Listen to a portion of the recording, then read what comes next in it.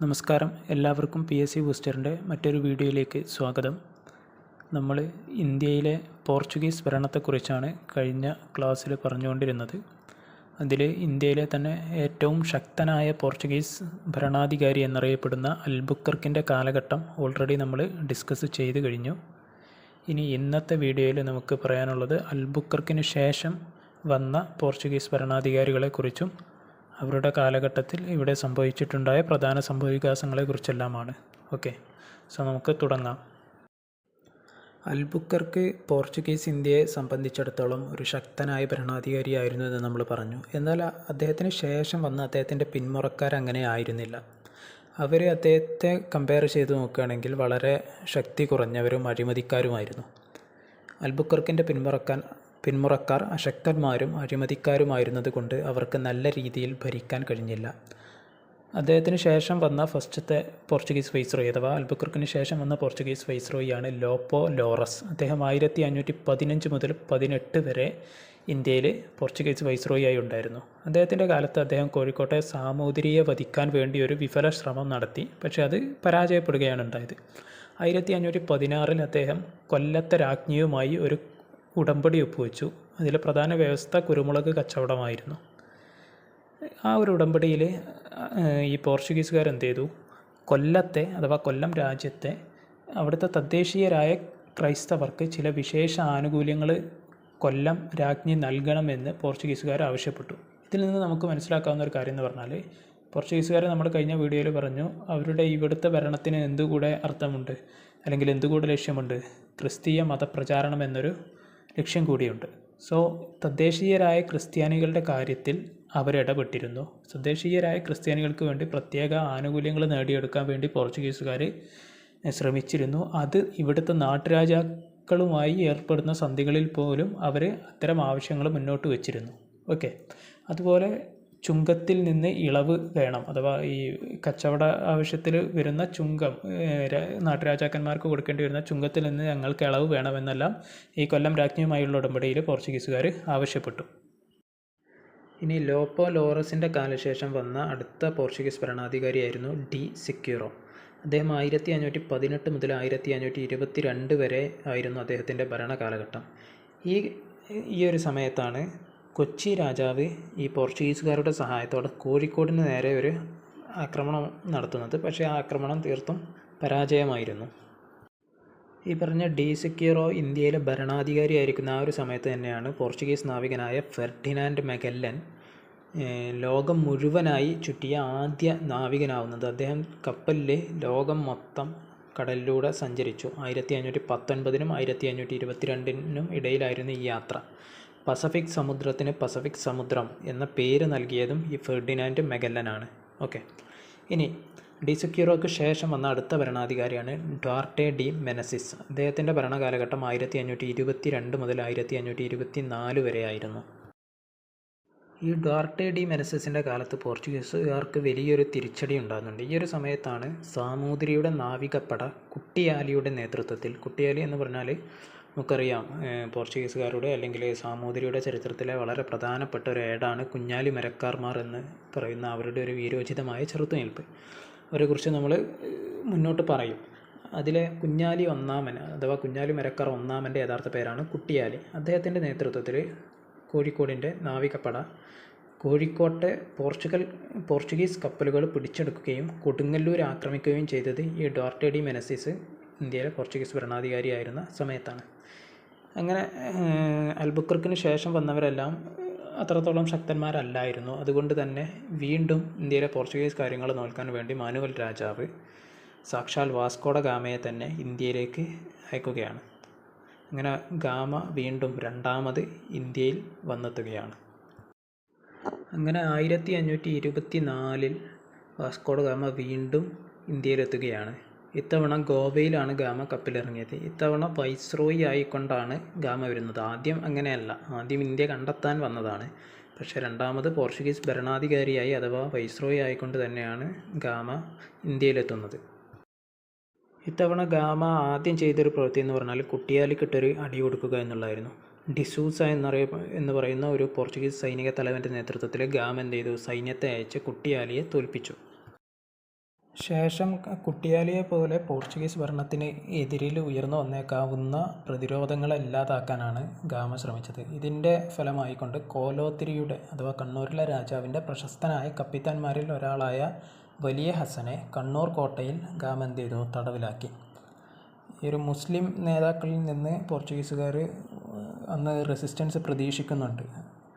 ആ ഒരു മുസ്ലിം പോർച്ചുഗീസ് വൈര്യത്തിൻ്റെ കാരണം നമ്മൾ കഴിഞ്ഞ വീഡിയോയിൽ ഓൾറെഡി പറഞ്ഞിരുന്നു. അതുകൊണ്ട് എല്ലാവിധ മുൻകരുതലുകളും എന്ത് ചെയ്തു? ഗാമ എടുത്തു.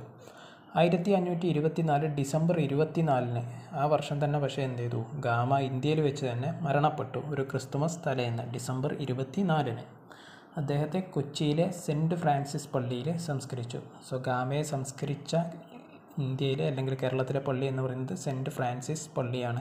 ഈ പള്ളി നമ്മൾ കഴിഞ്ഞ വീഡിയോയിൽ മെൻഷൻ ചെയ്തിരുന്നു. 1503 അൽബുക്കർക്കിൻ്റെ കാലത്ത് അവർ മാനുവൽ കോട്ട കൊച്ചിയിലുണ്ടാക്കിയപ്പോൾ അതോടൊപ്പം നിർമ്മിച്ച പള്ളിയാണ് സെൻറ്റ് ഫ്രാൻസിസ് പള്ളി.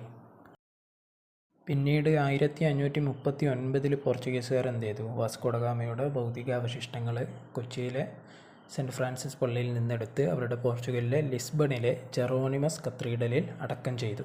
സോ നിലവിൽ വാസ്കോഡഗാമയുടെ ഭൗതിക അവശിഷ്ടങ്ങൾ സ്ഥിതി ചെയ്യുന്നത് ലിസ്ബണിലെ ജെറോണിമസ് കത്തീഡ്രലിലാണ്. ഇനി വാസ്കോഡഗാമ എന്ന പേരിൽ തന്നെ ഒരു നഗരം ഇപ്പോഴും ഇന്ത്യയിലുണ്ട്. ആ നഗരം സ്ഥിതി ചെയ്യുന്നത് ഗോവയിലാണ്.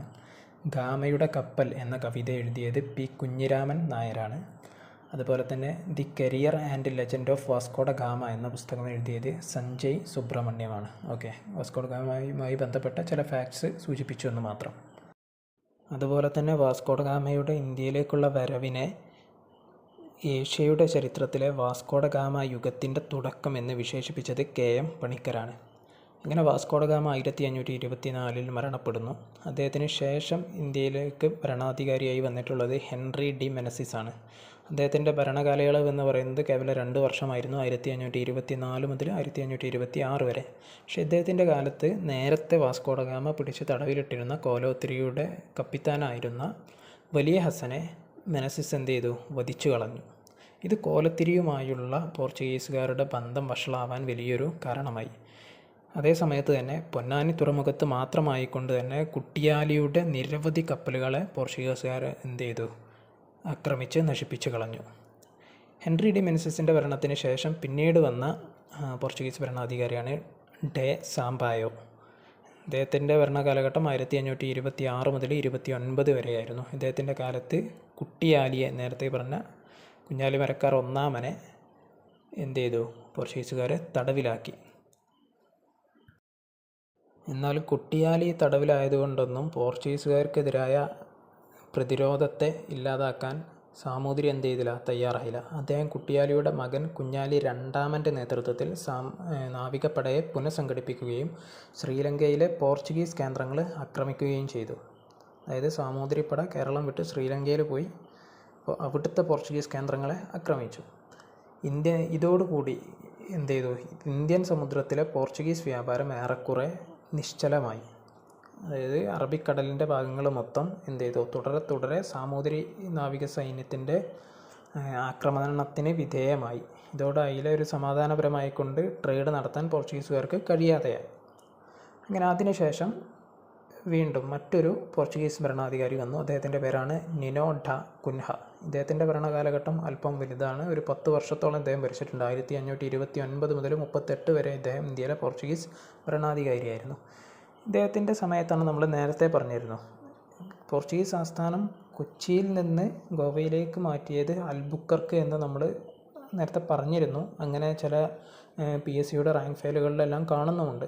പക്ഷേ ഔദ്യോഗികമായി യഥാർത്ഥത്തിൽ അൽബുക്കർക്കിൻ്റെ കാലത്ത് തന്നെ പോർച്ചുഗീസ് കേന്ദ്രം എന്നുള്ള നിലയിൽ, പോർച്ചുഗീസുകാരുടെ മുഖ്യ കേന്ദ്രം എന്നുള്ള നിലയിൽ ഗോവ മാറിയിരുന്നു, കൊച്ചിയിൽ നിന്ന് മാറിയിരുന്നു. അതുകൊണ്ടാണ് വാസ്കോഡഗാമയൊക്കെ രണ്ടാമത് വരുമ്പോൾ എങ്ങോട്ടേക്കാണ് പോകുന്നത്? ഗോവയിലേക്കാണ് പോകുന്നത്, കേരളത്തിലേക്കല്ല. പക്ഷേ ഒഫീഷ്യലി പോർച്ചുഗീസ് ഇന്ത്യ എന്ന അഥവാ എസ്റ്റാഡിയോ ഡ ഇന്ത്യ എന്ന ആ ഒരു സ്റ്റേറ്റിൻ്റെ തലസ്ഥാനം ഒഫീഷ്യലി മാറ്റുന്നത്, സർക്കാർ ഓഫീസുകളെല്ലാം ഒഫീഷ്യലി കൊച്ചിയിൽ നിന്ന് ഗോവയിലേക്ക് മാറ്റുന്നത് നിനോ ഡ കുൻഹയുടെ കാലത്താണ്, 1530. എന്ന് കരുതി ഇനി നാളെ ഒരു ക്വസ്റ്റ്യൻ പേപ്പറിൽ പോർച്ചുഗീസ് തലസ്ഥാനം കൊച്ചിയിൽ നിന്ന് ഗോവയിലേക്ക് മാറ്റിയത് അൽബുക്കർക്ക് എന്ന് കണ്ടാൽ അത് പൂർണ്ണമായി തെറ്റാണ് എന്നല്ല. ഓക്കെ, പി എസ് സിക്ക് എന്തുണ്ടാവും, പി എസ് സിയുടേതായിട്ടുള്ളൊരു ഉത്തരമുണ്ടാവും. പക്ഷേ മോർ അക്യുറേറ്റ് ആയിട്ടുള്ള ഉത്തരം അത് നിനോഡ കുൻഹയുടെ കാലത്താണ് എന്നാണ്. ഓപ്ഷനിൽ ഇവരെ രണ്ടുപേരെയും തന്നാൽ അതിൽ ഏതാവും, നിനോഡ കുൻഹയാകും ഉത്തരം. ഓക്കെ, ഏറ്റവും അക്യുറേറ്റ് ആയിട്ടുള്ളത് തിരഞ്ഞെടുക്കുക എന്നുള്ളതാണ് ഇത്തരം കോമ്പറ്റേറ്റീവ് പരീക്ഷകളിൽ നമ്മൾ ചെയ്യേണ്ടത്. തന്നിട്ടുള്ള ഓപ്ഷനിൽ ഏതാണ് ഏറ്റവും കൂടുതൽ സാധ്യത അത് കുത്തുക. ഓക്കെ, ഇനി പോർച്ചുഗീസ് ഭരണകാലഘട്ടത്തിലെ വളരെ പ്രധാനപ്പെട്ട ഒരു സംഭവം നടക്കുന്നത് ഈ ഒരു നിനോഡ കുൻഹയുടെ കാലത്തിലാണ്. ഈ സമയത്താണ് 1531 പോർച്ചുഗീസുകാർ ചാലിയം കോട്ട നിർമ്മിക്കുന്നത്. അന്നത്തെ താനൂർ രാജാവ് എന്ന് പറഞ്ഞാൽ വെട്ടത്തുനാട് രാജാവ് എന്നാണ് അന്ന് അറിയപ്പെടുന്നത്. താനൂർ ദേശത്തെ രാജാവിനെ പറയുന്ന പേരാണ് വെട്ടത്തുനാട് രാജാവ്. ഈ വെട്ടത്തുനാട്ടിലെ രാജാവിൻ്റെ അനുവാദത്തോടെ, അദ്ദേഹത്തിന് കീഴിലായിരുന്നു അന്ന് ചാലിയം ഉണ്ടായിരുന്നത്. അദ്ദേഹത്തിൻ്റെ അനുവാദത്തോടെ പോർച്ചുഗീസുകാർ എന്ത് ചെയ്തു, ചാലിയത്ത്, ഇന്നത്തെ മലപ്പുറം ജില്ലയിലെ, മലപ്പുറം കോഴിക്കോട് ജില്ലകളുടെ അതിർത്തി പ്രദേശമാണ് ചാലിയം. അവിടെ എന്ത് ചെയ്തു, പോർച്ചുഗീസുകാർ കോട്ട നിർമ്മിച്ചു. അത് എന്തിനാണ്, ഈ കോഴിക്കോടിനെ പെട്ടെന്ന് അറ്റാക്ക് ചെയ്യാൻ പാകത്തിനൊരു കോട്ട എന്നുള്ള നിലയിലാണ്. അതുകൊണ്ട് തന്നെ സാമൂതിരിയുടെ കണ്ടത്തിലേക്ക് നീട്ടിയ പീരങ്കി എന്നാണ് ഈ ഒരു കോട്ടയെ ചരിത്രകാരന്മാർ വിശേഷിപ്പിക്കുന്നത്.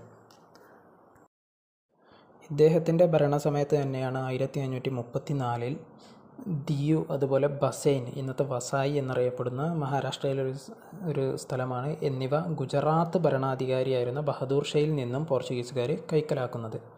ഈ ഒരു ബഹദൂർ ഷയുമായി പോർച്ചുഗീസുകാർ അന്ന് ഒപ്പുവെച്ച സന്ധിയാണ് ബസൈൻ സന്ധി എന്ന് അറിയപ്പെടുന്നത്. ബസൈൻ സന്ധി ഒപ്പുവെച്ച വർഷം 1534. അന്നത്തെ പോർച്ചുഗീസ് ഭരണാധികാരി നിനോഡ കുൻഹയാണ്. ആരുമായിട്ടാണ് ഒപ്പുവെച്ചത്, ഗുജറാത്തിലെ ഭരണാധികാരിയായിരുന്ന ബഹദൂർ ഷയുമായിട്ടാണ്. ഇനി നിനോഡ കുൻഹയ്ക്ക് ശേഷവും ധാരാളം പോർച്ചുഗീസ് ഭരണാധികാരികൾ ഇന്ത്യയിൽ ഉണ്ടായിട്ടുണ്ട്. പക്ഷേ അവരെല്ലാവരെയും പഠിക്കേണ്ട ആവശ്യം നമുക്ക് ഇല്ല. നൂറ്റാണ്ടുകളോളം നീണ്ടു കിടക്കുന്ന ചരിത്രമാണത്. ലാസ്റ്റിലെ ഇന്ത്യയിലെ അവസാനത്തെ പോർച്ചുഗീസ് ഗവർണർ ജനറലിൻ്റെ പേര് കൂടി, അഥവാ വൈസ്രോയുടെ പേര് കൂടി ഒന്ന് ഓർത്ത് വെക്കുക. അത് Manuel Antonio Vassalo e Silva.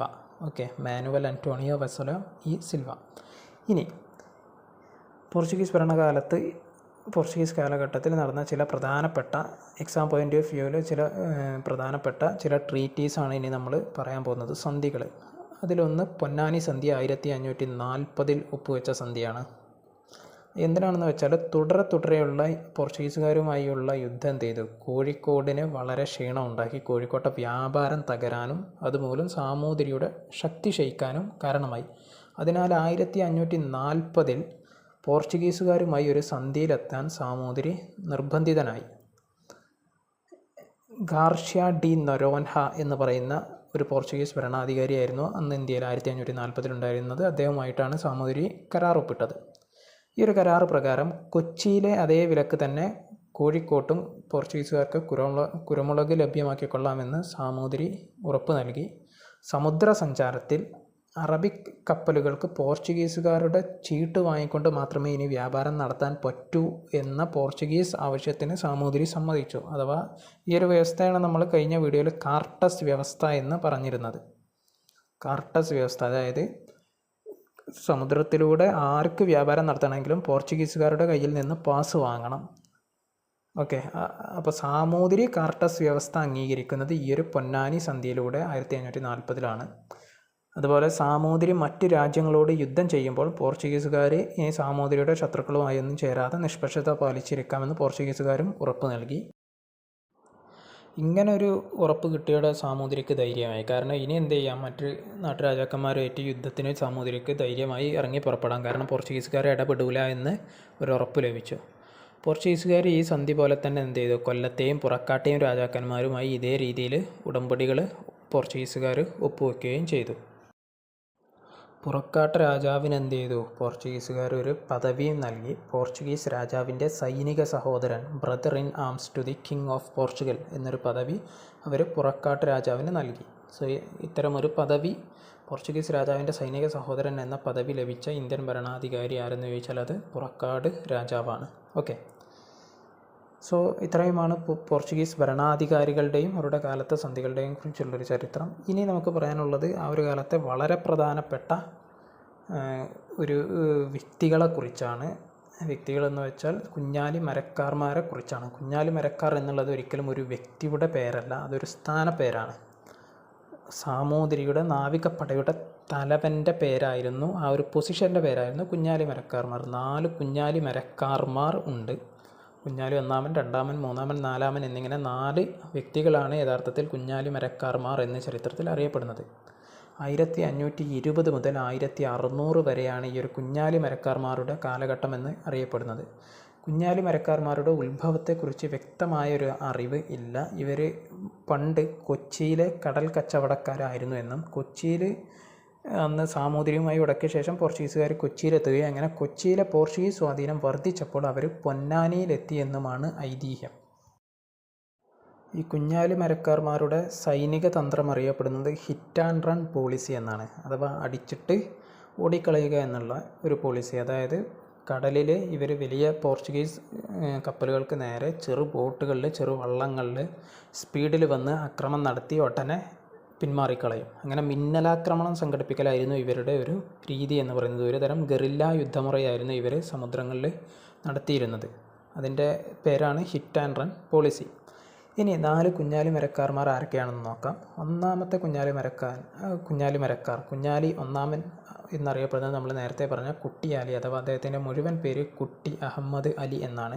അദ്ദേഹത്തിൻ്റെ കാലഘട്ടം 1520 മുതൽ 1531 വരെയാണ്. ഇദ്ദേഹത്തിന് ശേഷം കുഞ്ഞാലി രണ്ടാമൻ പിന്നീട് സാമൂതിരി നാവികസേനയുടെ നേതൃത്വം ഏറ്റെടുത്തു. അദ്ദേഹത്തിൻ്റെ പേര് കുട്ടി പോക്കർ അലി എന്നാണ്. 1531 മുതൽ 71 വരെയായിരുന്നു ഇദ്ദേഹം ആക്റ്റീവായിരുന്ന കാലഘട്ടം. ഇദ്ദേഹത്തിന് ശേഷം കുഞ്ഞാലി മൂന്നാമൻ അഥവാ പട്ടുമരക്കാർ അല്ലെങ്കിൽ പടമരക്കാർ എന്നറിയപ്പെടുന്ന കുഞ്ഞാലി മരക്കാരായിരുന്നു. അദ്ദേഹത്തിൻ്റെ കാലഘട്ടം 1571 മുതൽ 1595 വരെയായിരുന്നു. 95 ശേഷം കുഞ്ഞാലി നാലാമൻ്റെ കാലഘട്ടമാണ് അവസാനത്തെ കുഞ്ഞാലി മരക്കാർ. അദ്ദേഹത്തിൻ്റെ പേര് മുഹമ്മദ് അലി മരക്കാർ എന്നാണ്. 1600 വരെയാണ് അദ്ദേഹത്തിൻ്റെ കാലഘട്ടം. ഇനി ഒന്നാമത്തെ കുഞ്ഞാലി മരക്കാരെ കുറിച്ചാണ് ഇനി ഡിസ്കസ് ചെയ്യുന്നത്. കുട്ടി അഹമ്മദ് അലി.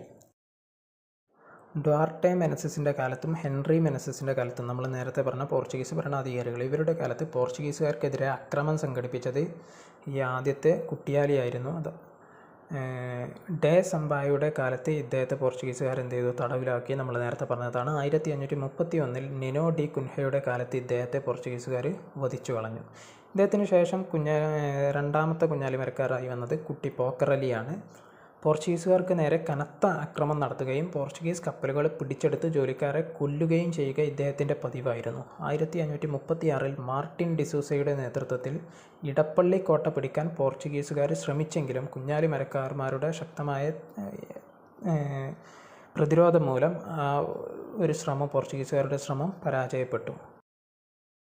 നമ്മൾ നേരത്തെ പറഞ്ഞ ശ്രീലങ്കൻ തീരത്തെ പോർച്ചുഗീസ് കേന്ദ്രങ്ങൾക്ക് നേരെ ആക്രമണം സംഘടിപ്പിച്ചത് ഈ കുഞ്ഞാലി മരക്കാർ രണ്ടാമനായിരുന്നു. അങ്ങനെ താൽക്കാലികമായിട്ടെങ്കിലും ഇന്ത്യൻ മഹാസമുദ്രത്തിലെ അറബിക്കടലിലെ പോർച്ചുഗീസ് ട്രേഡിന് അവസാനം വരുത്താൻ ഇദ്ദേഹത്തിന് കഴിഞ്ഞു. ഇന്ത്യൻ തീരത്ത് ആദ്യമായി സുശക്തമായൊരു നാവികസേന രൂപീകരിച്ചത് കുഞ്ഞാലി രണ്ടാമനാണ്.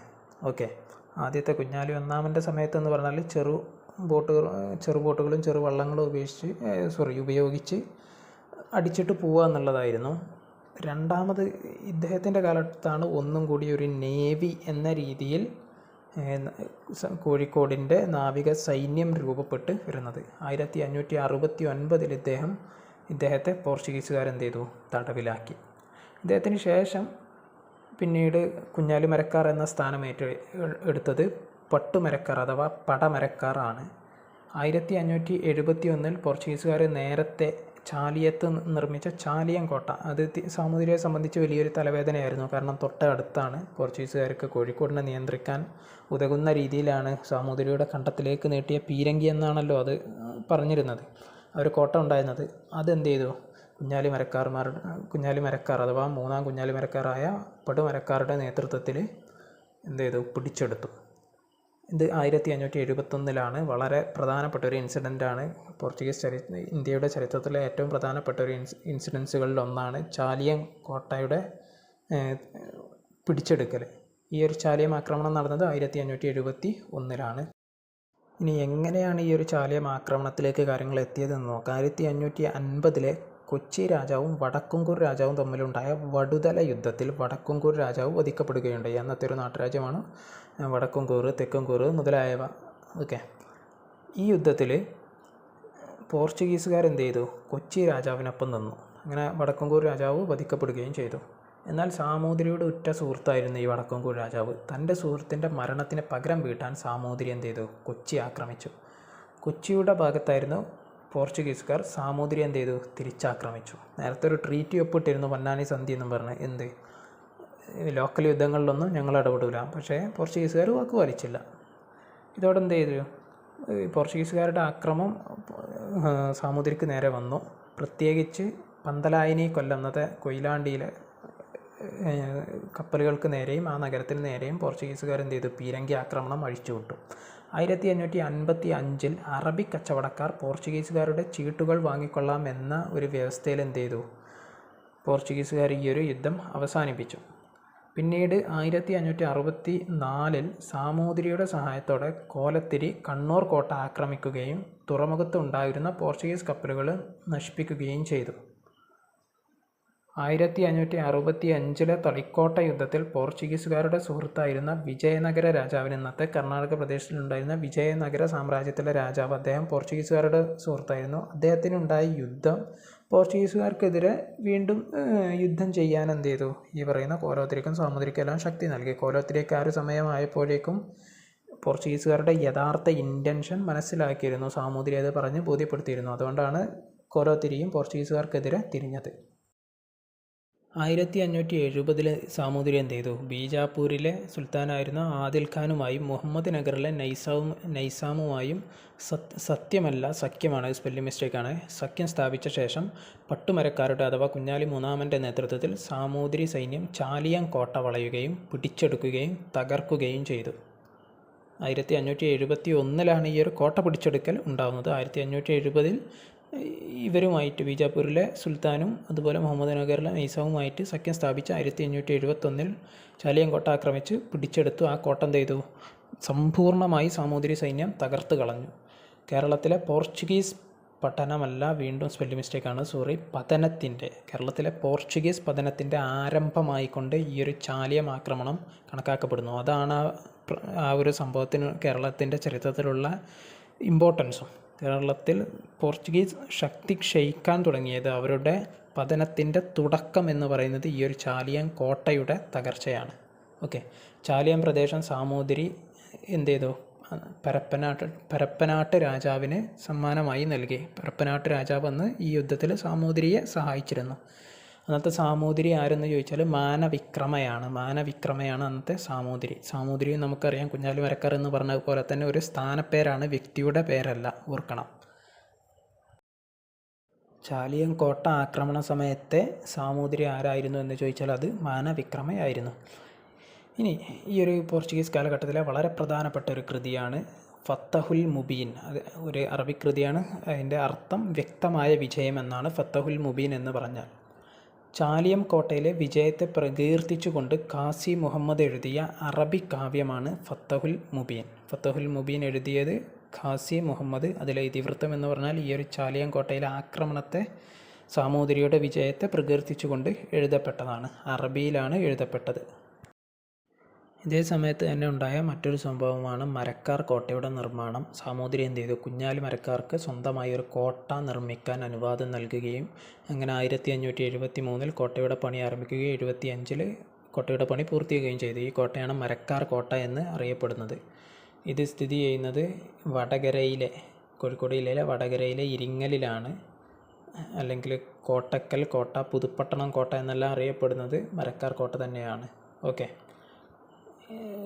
ഇത് സ്ഥിതി ചെയ്യുന്നത് വടകര എന്ന് കണ്ടാലും അല്ലെങ്കിൽ ഇരിങ്ങൽ എന്ന് കണ്ടാലും കോട്ടക്കൽ എന്ന് കണ്ടാലും പുതുപ്പട്ടണം എന്ന് കണ്ടാലും എല്ലാം ശരിയാണ്. കാരണം ഇതെല്ലാം എന്താണ്, ഒരു സ്ഥലത്തിൻ്റെ ഉള്ളിലെ കൃത്യമായ ഒരു പ്രിസൈസ് ലൊക്കേഷൻ പറഞ്ഞു എന്നേ ഉള്ളൂ. ഇതെല്ലാം ഒരേ സ്ഥലം തന്നെയാണ്. ഓക്കെ, എന്നാൽ ഇങ്ങനെ പോർച്ചുഗീസുകാരെയൊക്കെ ഒതുക്കി മരക്കാർക്ക് പുതിയ കോട്ട കെട്ടാനെല്ലാം സാമൂതിരി അനുവാദം കൊടുക്കുകയൊക്കെ ചെയ്തെങ്കിലും ഈ പോർച്ചുഗീസുകാരുടെ നിരന്തരമായ ആവശ്യത്തെ തുടർന്ന് 1584 എന്ത് ചെയ്തു? പൊന്നാനിയിലൊരു ഫാക്ടറി നിർമ്മിക്കാൻ പോർച്ചുഗീസുകാർക്ക് സാമൂതിരി അനുവാദം നൽകി. ഇതിന് മുമ്പും അവർ ചോദിക്കുന്നുണ്ട്, പക്ഷേ സാമൂതിരി സമ്മതിക്കുന്നില്ല. അങ്ങനെ ഇവരുടെ ഒരു ആവശ്യം സഹിക്കാൻ കഴിയാതെ സാമൂതിരി എന്ത് ചെയ്തു, 584 അതിനനുവാദം നൽകി. ഇത് പക്ഷേ കുഞ്ഞാലിമാർക്ക് കുഞ്ഞാലിമാർക്ക് ഇഷ്ടപ്പെട്ടില്ല. കാരണം ഇത്രയും കഷ്ടപ്പെട്ട് പോർച്ചുഗീസുകാരുടെ ആജന്മ ശത്രുവായിട്ടാണ് കുഞ്ഞാലിമരക്കാർമാരെ പോർച്ചുഗീസുകാരെ കാണുന്നത്. സാമൂതിരിയും അതെ. അങ്ങനെ അത്രയും കഷ്ടപ്പെട്ട് പോർച്ചുഗീസുകാരുടെ ഈ ഒരു ആധിപത്യത്തിന് താൽക്കാലികമായെങ്കിലും അറുതി വരുത്തി പിന്നെയും സാമൂതിരി എന്ത് ചെയ്തു, ഇവർക്ക് ഫാക്ടറി നിർമ്മിക്കാൻ അനുവാദം കൊടുത്തത്. കുഞ്ഞാലിമരക്കാർക്ക് അത്ര രസിച്ചില്ല. ഈ കുഞ്ഞാലിമരക്കാർ അന്നത്തെ പടുമരക്കാരാണ് കുഞ്ഞാലിമരക്കാർ. അദ്ദേഹം എന്ത് ചെയ്തു, സാമൂതിരിയുടെ ഒന്ന് ഉടക്കി. ഈ ഒരു കാരണത്തിൻ്റെ പേരിൽ അവർ തമ്മിലുള്ളൊരു ബന്ധം വഷളാവാൻ ഈ ഒരു സംഭവം കാരണമായി. ഇതാണ് ശരിക്കും കേരളത്തിൻ്റെ പിന്നീട് അങ്ങോട്ടുള്ള ചരിത്രത്തിന് വളരെ വഴിത്തിരിവായി മാറുന്നത്. ഈ ഒരു സാമൂതിരി കുഞ്ഞാലിമരക്കാർ ഉടക്കലാണ് യഥാർത്ഥത്തിൽ വീണ്ടും കേരളത്തിൽ പോർച്ചുഗീസ് ശക്തി തിരിച്ചു വരാൻ കാരണമാവുന്നത്. ഓക്കെ, 1588 പോർച്ചുഗീസുകാർ എന്ത് ചെയ്തു, സാമൂതിരിയുടെ അനുവാദത്തോടെ തന്നെ വീണ്ടും കോഴിക്കോട് താവളമാക്കി. 1591 കോഴിക്കോട് പോർച്ചുഗീസുകാർ ഒരു പള്ളിയും സ്ഥാപിച്ചു. ഇതിനെ തറക്കല്ലിട്ടത് ആരാവട്ടെ, അത് സാമൂതിരി തന്നെയാണ്. പോർച്ചുഗീസുകാരുമായി ഇത്രയും യുദ്ധം ചെയ്തു, പോർച്ചുഗീസുകാർ കോഴിക്കോട് എത്രയോ തവണ ആക്രമിച്ചു, അതിക്രൂരമായി പെരുമാറി. ഇങ്ങനെ കുഞ്ഞാലിമരക്കാർമാരുടെ സഹായത്തോടെ സാമൂതിരി ശക്തമായി തിരിച്ച് അടിച്ച് പോർച്ചുഗീസുകാരിൽ നിന്ന് വീണ്ടും ഈ ഒരു സമുദ്രാധിപത്യവും എല്ലാം തിരിച്ചു പിടിച്ചതിന് ശേഷം വീണ്ടും സാമൂതിരി എന്ത് ചെയ്തു, ഇവർക്ക് വേണ്ട സൗകര്യങ്ങളെല്ലാം ചെയ്തു കൊടുത്ത് കോഴിക്കോട് വീണ്ടും ഒരു പോർച്ചുഗീസ് കേന്ദ്രമാക്കാൻ സാമൂതിരി തന്നെ സഹായിച്ചു. എന്നാൽ കുഞ്ഞാലിമരക്കാർമാർ ഈ സമയത്ത് എന്താണ്, പോർച്ചുഗീസുകാരെ വളരെ ശത്രുതയോടെയാണ് നോക്കിക്കാണുന്നത്. 1586 89 പട്ടുമരക്കാരും പോർച്ചുഗീസുകാരും തമ്മിൽ അതിശക്തമായി ഏറ്റുമുട്ടി. ഇതിലെല്ലാം പോർച്ചുഗീസുകാർ അമ്പേ പരാജയപ്പെടുകയാണ് ചെയ്തത്. പിന്നീട് ഒരു പുരോഹിതൻ്റെ മധ്യസ്ഥതയിൽ കുഞ്ഞാലിമരക്കാരുമായുള്ള ഈ ഒരു വൈര്യം താൽക്കാലികമായെങ്കിലും പറഞ്ഞൊതുക്കുകയാണ് പോർച്ചുഗീസുകാർ ചെയ്തത്. സാമൂതിരിയുടെ ഈ ഒരു നിലപാട് മാറ്റത്തിന് വീണ്ടും പോർച്ചുഗീസുകാരുമായി ചങ്ങാത്തം കൂടുന്നതിൻ്റെ പ്രധാനപ്പെട്ടൊരു കാരണമെന്ന് പറയുന്നത് കുഞ്ഞാലിമരക്കാർമാരുടെ വളർച്ചയായിരുന്നു. കുഞ്ഞാലിമരക്കാർ ആരാണ്, സാമൂതിരിയുടെ നാവിക സൈന്യത്തിൻ്റെ തലവനാണ്. അതിനുള്ള എല്ലാ അധികാര സ്ഥാനങ്ങളും സാമൂതിരി കുഞ്ഞാലിമരക്കാർക്ക് വകവെച്ചു കൊടുത്തിരുന്നു. എന്നാൽ തന്നേക്കാൾ കുഞ്ഞാലിമരക്കാർ വളരുമോ എന്നൊരു ഭയം സാമൂതിരിയുടെ ഉള്ളിൽ അപ്പോഴും ഉണ്ടായിരുന്നു. തലക്കുമീതെ സ്വർണം കായ്ക്കുന്ന മരം വളർന്നാലും അത് വെട്ടണം എന്നൊരു നയമാണ് സാമൂതിരി സ്വീകരിച്ചത്. ഈ ഒരു ഭയത്തിൽ നിന്നാണ് വീണ്ടും തൻ്റെ ശത്രുക്കളായ പോർച്ചുഗീസുകാരുമായി അടുക്കാൻ സാമൂതിരിയെ പ്രേരിപ്പിക്കുന്നത്. എന്നാൽ കുഞ്ഞാലിമരക്കാർമാർക്ക് തുടക്കത്തിലാവട്ടെ അത്തരത്തിലൊരു അംബീഷനൊന്നും ഉണ്ടായിരുന്നില്ല. അവരാകട്ടെ പോർച്ചുഗീസുകാരെ അങ്ങേയറ്റം ശത്രുതയോടെയാണ് കണ്ടിരുന്നത്. എന്നാൽ ഈ ഒരു ഭയം ആരുടെ ഉള്ളിലുണ്ടായിരുന്നു, സാമൂതിരിയുടെ ഉള്ളിലുണ്ടായിരുന്നു. അത് സാമൂതിരിയെ പോർച്ചുഗീസുകാരുമായി അടുപ്പിച്ചു. ആ സാമൂതിരിയുടെ നിലപാട് മാറ്റം കുഞ്ഞാലിമരക്കാർമാരെ ചൊടിപ്പിച്ചു. കുഞ്ഞാലിമരക്കാർമാരും സാമൂതിരിയും തമ്മിലുള്ള ബന്ധം വഷളായി. ഈ ഒരു വഷളാകലാണ് പിന്നീട് കുഞ്ഞാലിമരക്കാർമാരുടെ പതനത്തിലേക്കും പോർച്ചുഗീസുകാരുടെ വീണ്ടും അവരുടെ ഒരു ഉയർച്ചയിലേക്കും കേരള ചരിത്രത്തിൽ നയിക്കുന്നത്. 1595 മുഹമ്മദ് മരക്കാർ കുഞ്ഞാലിമരക്കാർ എന്നുള്ള സ്ഥാനം ഏറ്റെടുത്തു, അഥവാ 4ാമത്തെ കുഞ്ഞാലിമരക്കാർ ആയി. പക്ഷേ സാമൂതിരിയുമായുള്ള ബന്ധം അപ്പോഴും വഷളായി തന്നെ തുടർന്നു. ഇതിനെ തുടർന്ന് മുഹമ്മദ് മരക്കാർ എന്ത് ചെയ്തു, സാമൂതിരിയുടെ അഥവാ രാജാവായ സാമൂതിരിയുടെ അനുവാദമൊന്നും കൂടാതെ സ്വന്തം നിലയ്ക്ക് തന്നെ ഇന്ത്യൻ സമുദ്രങ്ങളുടെ അധിനായകൻ, അതുപോലെ മുസ്ലിങ്ങളുടെ രാജാവ് എന്നീ ബിരുദങ്ങൾ സ്വന്തം നിലയ്ക്ക് തന്നെ അദ്ദേഹം അങ്ങ് സ്വീകരിച്ചു. ഇത് സാമൂതിരിയെ ചൊടിപ്പിച്ചു. കാരണം ഇതെന്താണ്, രാജാവിനെ ധിക്കരിക്കലായി കൊണ്ടാണ് സാമൂതിരി കണ്ടത്. മാത്രമല്ല മറ്റൊരു സംഭവം കൂടി അന്ന് സാമൂതിരി യഥാർത്ഥത്തിൽ ചൊടിപ്പിക്കുന്നുണ്ട്. സാമൂതിരിയുടെ ഒരു ആനയുടെ വാല് ഈ കുഞ്ഞാലിമരക്കാർ എന്ത് ചെയ്തു, അരിഞ്ഞ് വിട്ടു. ഇത് ചോദ്യം ചെയ്യാൻ വന്ന സാമൂതിരി അയച്ച അന്നത്തെ ഒരു നായർ പ്രഭുവിനോട് കുഞ്ഞാലിമരക്കാർ വളരെ മോശമായി പെരുമാറി. ഇതും സാമൂതിരിയെ നന്നായി അങ്ങ് ചൊടിപ്പിച്ചു. അങ്ങനെ സാമൂതിരി എന്ത് ചെയ്തു, ഇവരെ ഇങ്ങനെ വിട്ടാൽ പറ്റൂല, കുഞ്ഞാലിമരക്കാരെ ഒതുക്കണമെന്ന് തീരുമാനിച്ചു. അങ്ങനെ കുഞ്ഞാലിമരക്കാരെ ഒതുക്കാൻ വേണ്ടി പോർച്ചുഗീസുകാരുമായി സാമൂതിരി ഒരു സന്ധി ഉണ്ടാക്കി. അതായത് പഴയ ശത്രുവിനോടൊപ്പം കൂടി പണ്ട് ഈ പോർച്ചുഗീസുകാർക്കെതിരെ അതിശക്തമായി പോരാടാൻ ഒപ്പം നിന്നിരുന്ന കുഞ്ഞാലിമരക്കാർക്കെതിരെ പോരാടാൻ സാമൂതിരി തീരുമാനിച്ചു. അങ്ങനെ 1598 പോർച്ചുഗീസുകാരുമായി സാമൂതിരി ഒരു സന്ധി ഉണ്ടാക്കുകയും മരക്കാർ കോട്ടയ്ക്ക് നേരെ പോർച്ചുഗീസുകാരുടെയും സാമൂതിരിയുടെയും സംയുക്ത സൈന്യം ആക്രമണം നടത്തുകയും ചെയ്തു. എന്നാൽ കുഞ്ഞാലി മരക്കാർ ഈ അക്രമത്തെ ശക്തമായി തന്നെ പ്രതിരോധിക്കുകയും സംയുക്ത സൈന്യത്തിന് പരാജയം നേരിടേണ്ടി വരികയും ചെയ്തു. എന്നാൽ അങ്ങനെ വിട്ടുകൊടുക്കാൻ സാമൂതിരി തയ്യാറായില്ല. 1600 വലിയ സൈന്യവുമായി സാമൂതിരി വീണ്ടും മരക്കാർ കോട്ട ആക്രമിച്ചു. ആന്ത്രേ ഫുർട്ടാഡോവിൻ്റെ നേതൃത്വത്തിൽ പോർച്ചുഗീസ് നാവിക സൈന്യം പിന്തുണ നൽകി. ഇത്തവണ സാമൂതിരി വലിയൊരു സൈന്യത്തെയും കൊണ്ട് കരയിലൂടെ സാമൂതിരി സൈന്യവും കടലിൽ നിന്ന് പോർച്ചുഗീസുകാരുടെ പിന്തുണയോടും കൂടി മരക്കാർ കോട്ട എന്ത് ചെയ്തു? ആക്രമിച്ചു. ഇതിൽ പക്ഷേ എന്ത് ചെയ്തു? കുഞ്ഞാലി മരക്കാർ ഏതാണ്ട് പരാജയം മണത്തു തുടങ്ങി. അങ്ങനെ പരാജയം മണത്ത മുഹമ്മദ് അലി മരക്കാർ മാപ്പ് നൽകാമെന്നും പോർച്ചുഗീസുകാർക്ക് കൈമാറില്ലെന്നുമുള്ള സാമൂതിരിയുടെ വാക്കിൻ്റെ ബലത്തിൽ അദ്ദേഹത്തിന് മുന്നിൽ എന്ത് ചെയ്തു? കീഴടങ്ങി. അതായത് സാമൂതിരി ഒരു ഓഫർ മുന്നോട്ട് വെച്ചു. കുഞ്ഞാലി മരക്കാർക്ക് മാപ്പ് കൊടുക്കാം, അതുപോലെ തന്നെ അദ്ദേഹത്തെ പോർച്ചുഗീസുകാർക്ക് കൈമാറില്ല, പകരമായിക്കൊണ്ട് കുഞ്ഞാലി മരക്കാർ എന്ത് ചെയ്യണം? ആയുധം വെച്ച് കീഴടങ്ങണം എന്നൊരു ഓഫർ നൽകി. അങ്ങനെ സാമൂതിരിയുടെ വാക്ക് വിശ്വസിച്ച് തൻ്റെ രാജാവിന് മുന്നിൽ കുഞ്ഞാലി മരക്കാർ എന്ത് ചെയ്തു? നിരുപാധികം കീഴടങ്ങി. പക്ഷേ സാമൂതിരി വാക്ക് പാലിച്ചില്ല. അത്രയും നാൾ കൂടെ ഉണ്ടായിരുന്ന കുഞ്ഞാലി മരക്കാരെ സാമൂതിരി എന്ത് ചെയ്തു? വാക്ക് ലംഘിച്ചുകൊണ്ട് പോർച്ചുഗീസുകാർക്ക് കൈമാറി.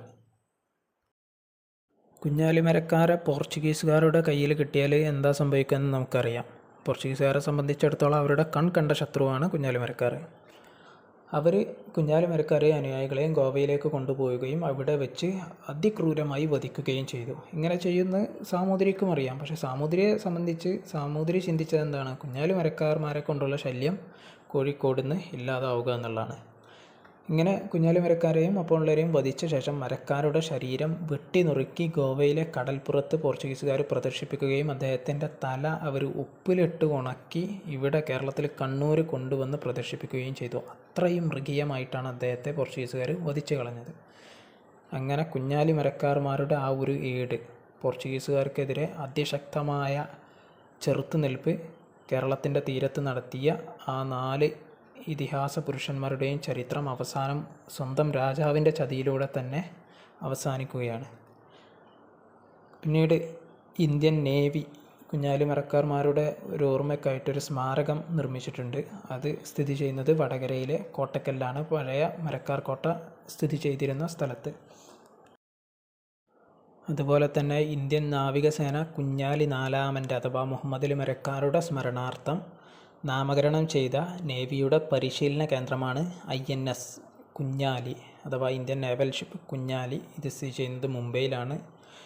പക്ഷേ ഇപ്പോൾ അതിൻ്റെ പേര് മാറ്റിയിട്ടുണ്ട്. നിലവിൽ INS കുഞ്ഞാലിയുടെ പേര് INS ഷിക്ര എന്നാണ്. കുഞ്ഞാലി മരക്കാരുടെ സ്മരണാർത്ഥം സർക്കാർ സ്റ്റാമ്പ് പുറത്തിറക്കിയത് 2000-ലാണ്. ഓക്കെ, സോ ഇത്രയുമാണ് കുഞ്ഞാലി മരക്കാരുടെ ചരിത്രം. ഇനി നമുക്ക് പറയാനുള്ളത് പോർച്ചുഗീസുകാരുടെ പതനം, ഇന്ത്യയിലെ അല്ലെങ്കിൽ പ്രത്യേകിച്ച് കേരളത്തിലെ പോർച്ചുഗീസ് ഭരണത്തിൻ്റെ പതനത്തിൻ്റെ ആരംഭത്തെ കുറിച്ചാണ്. അത് നമുക്ക് മറ്റൊരു ക്ലാസ്സിൽ പറയാം. വീഡിയോ അധികം നീണ്ടു പോകേണ്ട. സോ മറ്റൊരു ക്ലാസ്സിൽ നമുക്ക് കാണാം. So until next time, thank you.